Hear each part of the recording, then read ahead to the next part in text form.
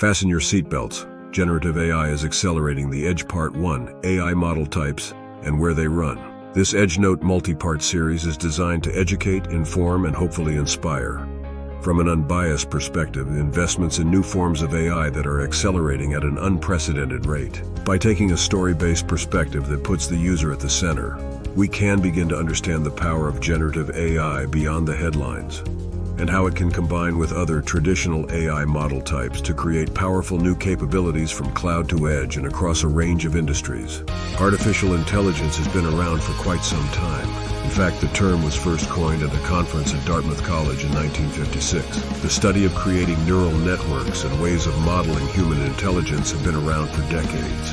Up until the last decade, the ability for semiconductors, networks, and our compute infrastructure to keep up with the massive amounts of training and model execution needed for AI simply didn't exist. And once the compute power did cross that threshold, boom, the floodgates were open. A key point in this story is that there are different types of AI models and different places where those models can run from cloud to edge. One well-understood AI model architecture is called the CNN, or Convolutional Neural Network. This architecture is a type of deep learning algorithm that is particularly well-suited for image recognition and processing tasks. CNNs can automatically learn hierarchical feature representations from raw input images, which makes them more efficient and accurate than traditional machine learning algorithms for computer vision tasks. This model is used for license plate recognition at toll booths, image analysis in healthcare for X-rays and MRIs, or face recognition, people counting, and other surveillance scenarios. A CNN-based model is typically run on edge equipment like cameras, in a vehicle, or on a gateway that is being fed images by multiple streams.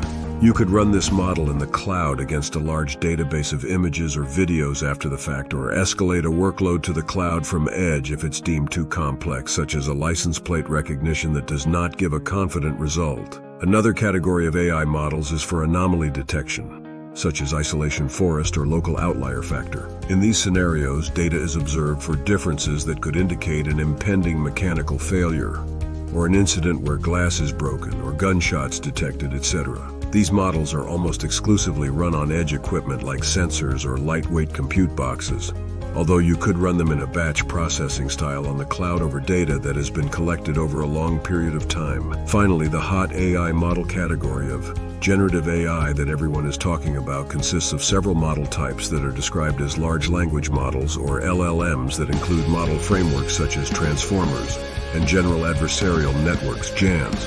These have been running almost exclusively in the cloud due to their extreme requirements of compute horsepower and RAM memory requirements. But now SLMs, or small language models, are on the scene, like Google Gemini, Meta's Llama 2, or Microsoft Phi have LLM capabilities and are designed to run in more resource-constrained environments, like on phones, PCs, or commercial edge devices. Stay tuned for Part 2 real-world generative AI edge AI scenarios.